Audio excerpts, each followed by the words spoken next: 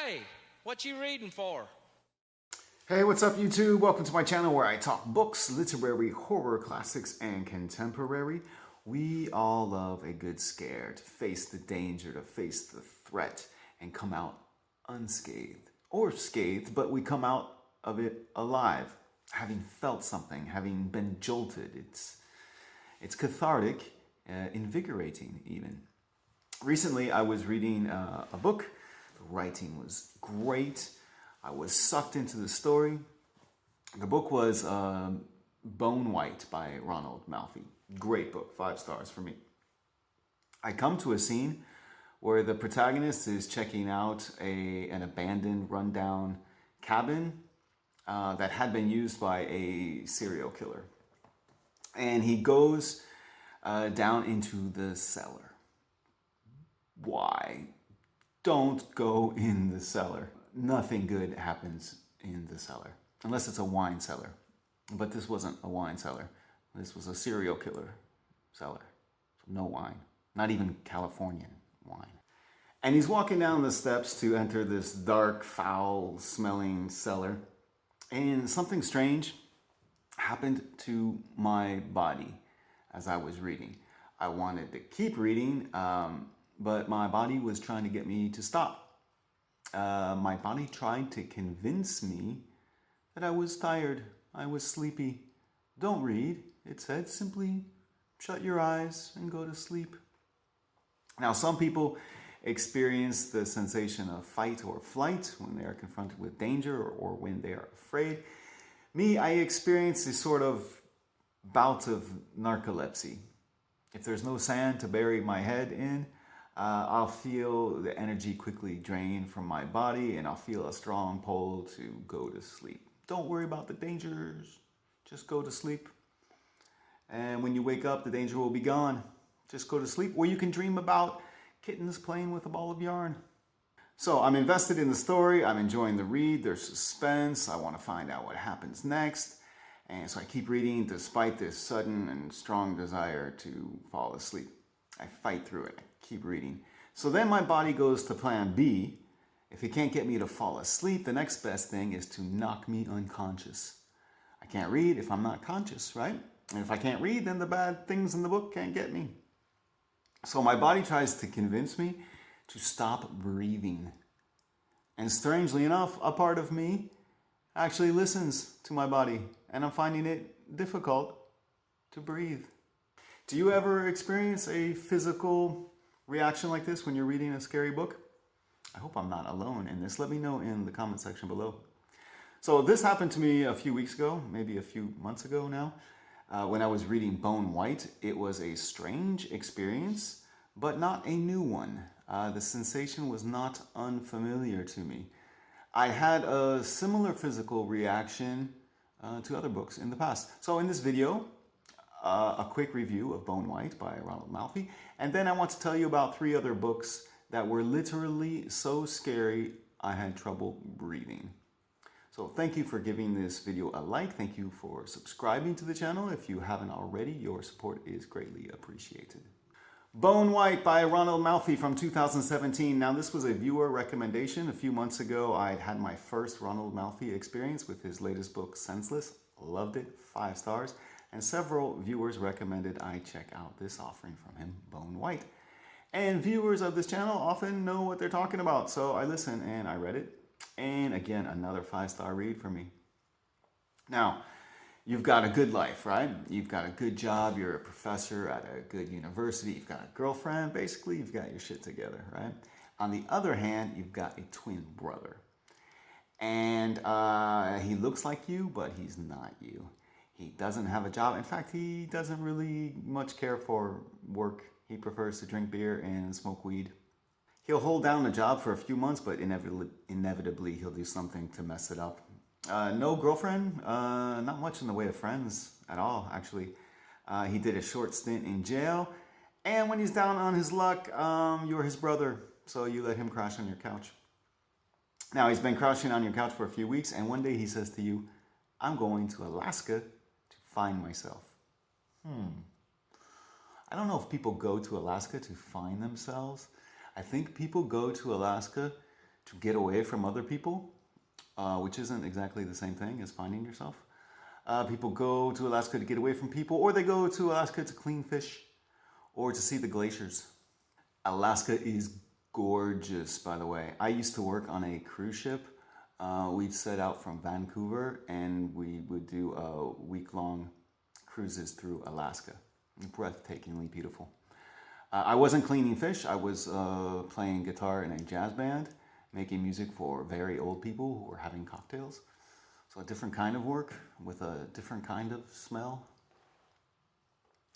Anyway, your twin brother goes to Alaska and he sends you a few letters, but then you stop hearing from him. It's like he's fallen off the edge of the earth, or as we say, he went full Alaska. A year later, a big news story breaks nationwide. A man in Alaska has turned himself into the police, and he claims to have killed 8 people, maybe more. And he'll take the police to where he buried the bodies, a secluded wood outside a small village, former mining town, called Dread's Hand, which coincidentally is the last place your brother sent you a letter from. An unsettling coincidence, but you don't put much stock in coincidences. You think that maybe, probably, your brother was one of the serial killer's victims. So you take some time off of work, you head out to Alaska to potentially help the police identify at least a body, maybe get some answers as to what happened to your brother, maybe get some closure.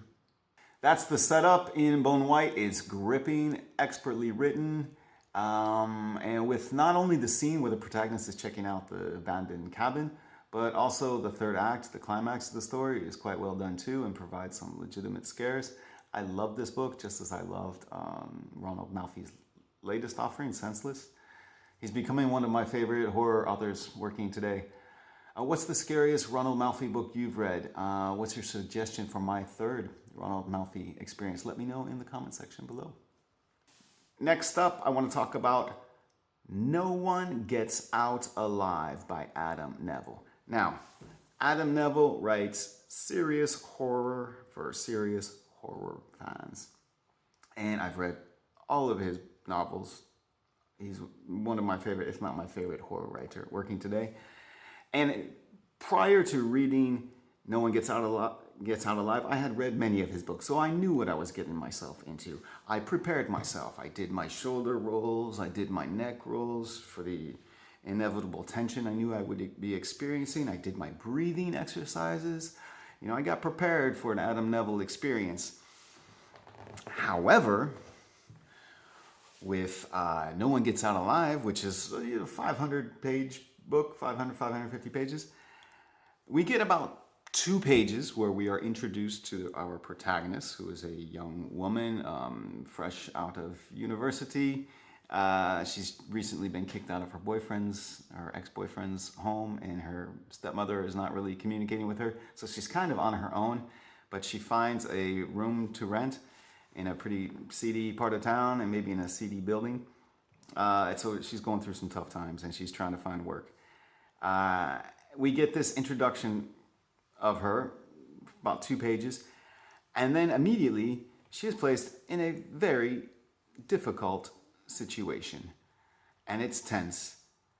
And with each page, the stranglehold on her gets tighter and tighter, and this goes on for like 400 pages, with each page more and more tense, until finally she's able to fight back. It was... Have you ever dated an Italian woman before? It's wonderful, it's great, but after a while you're just like, can I just breathe, please? Can I just take like 2 breaths? You know, it's kind of like that experience with this book. I really liked this book. This is not my favorite Adam Neville book, nor do I think it's his scariest, but it is the book from him where I had the most difficulty breathing. It was a harrowing experience. And a good one. Like dating an Italian woman. I had a chance to talk with the author and to talk with Adam Neville about this book and about many of his other books when he was kind enough to come on this channel and talk with me back in the early days to help me get this channel off the ground, as it were. And this is what he had to say about writing No One Gets Out Alive. But it's something that you made me think about listening to one of your podcasts where you were talking about horror generally. You felt a lot of it that you'd read was written for younger audiences. And I guess I've always wanted to write like literary disturbing horror for adults. And with some subjects, No One Gets Out Alive is a good example. One facet of the book is writing about female victims of sadistic men, women who become captive and, you know, are often murdered. And there's lots and lots of case studies. And I read lots of case studies, which was very grim, morbid reading, in order to make the book credible and realistic, and also to avoid at all costs for that book not to be titillating or too sensational. I almost felt I had a responsibility to write about that terrible experience that so many, you know, women have been through. I had to write about it as truthfully and authentically as I could as a male writer of horror, and researched it pretty thoroughly. So I think that's where the research, and then using my imagination and thinking abstractly and kind of investing myself into the situation of Stephanie in that house, and you use your own self-knowledge about obviously experiences as similar to that you've had, but it obviously struck a chord with a lot of readers. Next up, let's talk about The Little Girl Who Lives Down the Lane by Laird Koenig from 1974. Whew. So we have this this little girl. She's 8 or 9 years old, I believe, and her father is a famous writer. And they rent a house in New England, which is fantastic because the owner of the house, she's flattered. She thinks it's thrilling to have this famous author rent out her house. So she's very happy to have them. And also he pays for several months in advance. That way he can focus on his books or whatever and not have to deal with paying rent, which is nice. However, this landlady, she's a bit nosy. And so she stops by every once in a while. I guess maybe she wants to get to know the author probably a little bit better. But every time she comes by, he's either just stepped out or he's not feeling well. He's in bed, so she can't really get to talk with him. And this happens a few times, and then eventually it starts getting suspicious. Like where is your father, right? So this is not really a horror book. It sets up a mystery. And what it also sets up is a certain dilemma, because the landlady, she has a son, a middle-aged man who is not a nice guy. And he begins to become aware of what is really happening in this home. And he devises plans to take advantage of his knowledge. It is very unsettling. Another book I would describe as a harrowing experience. I have tried not to think about this book too much. Since reading it, it was jarring for me. It's still. This is a difficult video for me to make because I don't want to revisit those memories. This was a tough book to read. This was a challenging book because it's not graphic. It just plants seeds in your mind, and it gives you enough information where you can piece things together and put together a very ugly picture. Have you ever dated a French woman before? It's like once it's over, you're thinking, oh my goodness, that was horrific. I never want to experience that again. But at the same time, you're glad you went through it. So that's kind of what this book was for me. It's expertly written. It's a tough read though. And lastly, a slightly more controversial selection. but a book that I had difficulty breathing while reading, and that was The Deep by Nick Cutter from 2015. Now, I say controversial because I've talked about Nick Cutter's work in many videos before, and viewers react differently to this book. Some really like it, some don't. I understand that it's a flawed book. I understand that there are some story elements that are not perfectly tied together or perfectly resolved at the end, and perhaps the final act is a bit too long. However, the first half of this book, where a man has to get into a submersible and go 8 kilometers down to the depths of the ocean to the Mariana Trench to visit this research station there. And the way it describes the journey in this very compact submersible, and then when he gets into the station where you're 8 kilometers under the ocean surface, and everything feels different, everything sounds different, with the air pressure is different, there's no sunlight, and sound reacts differently. He did a masterful job creating an incredibly claustrophobic environment.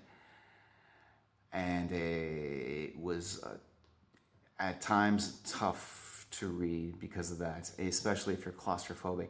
I would not consider myself claustrophobic, although I am not comfortable in tight spaces, which is why I will never date a Dutch woman, coincidentally. I had a chance to talk with the author, or with Nick Cutter, aka Craig Davidson, when he was kind enough to come on the channel and talk to me about his books. And this is what he had to say about The Deep, about writing The Deep. And I have a question, about The Deep. Sure. Were you trying to suffocate me when you wrote that? Am I ever going to be able to swim again? My goodness, that is just a suffocating read. Yeah, and bleak as well, right? Yeah, I was writing that when my son was just born, and I was sleepless. Me and my wife both were. And I was juggling deadlines and just in a weird headspace, obviously. I think that probably, of all the books I've ever written, it was written in a compressed period of time. I kind of knew what I was doing, but I was kind of not exactly as aware. Like the plot was just sort of blopping from one thing to the next. I think it's a really interesting series of creepy, suffocating, claustrophobic scenes. It might not necessarily have the narrative cohesion that I had wanted, but it's definitely, and you've written books like this maybe too, it's like some of them just come out of a certain time and place in your life and can be traced back to the emotions and the sort of overriding feeling that you had at that time in your life. And that's probably, of all the books I've ever written, is a time and place book that is a reflection of sleeplessness, worry, and just a general sense of life change. So there you have it, 4 books that I found particularly scary in a specific way. So scary that I literally had difficulties breathing. I'd be curious to hear your reaction. Do you have any experience with the books or authors I talked about in this video? Do you experience physical reactions like this when you read scary books? I would love to hear about it, and I enjoy connecting with you in the comment section below. Thank you for watching. Thank you for liking and subscribing. Your support is greatly appreciated. And speaking of support, if you'd like to support this channel more, I am a writer. Get yourself one of my books, especially if you like your fiction. I would not consider my books particularly scary, but they are dark and weird. So if that's your thing, I would invite you to check them out. My latest novel, The Quick and the Still, is phantasmagorical, like a combination of David Cronenberg meets David Lynch, where we have a former or a recovering heroin addict who infiltrates a cult with a reverence for parasites. Quick and the Still. We also have Edifice Complex, where an Algerian immigrant in Paris develops an obsessive erotic relationship with a residential building set for demolition. So there is lots of bloody murders and man on building sex. So if you're not getting enough of those elements in your fiction, I would invite you to check out Edifice Complex. And then we have a few short story collections. This one out from Running Wild Press, a collection of 5 novellas about people who refuse to deal with reality and instead prefer the comfort of their delusion. Things do not always end up well for them. We have The Orthography of Madness and Misgivings. This is 3 years of my writing career, compiling short stories that were published in other publications and anthologies and compiled here, which is really a 3-year journey across Europe of from a writer of questionable mental composition. And we have Stories to Tell Your Children, Assuming You Are a Very Bad Parent. This is a collection of tongue-in-cheek modern horror fables. It's quite seasonal. We have Christmas story, Thanksgiving story, Halloween, we have summer, that kind of thing. And then there's a collection in French as well, which is essentially Delirium's muse in French, à l'abri de la raison. Links in the description box. Thank you for watching. I'll see you at the next video.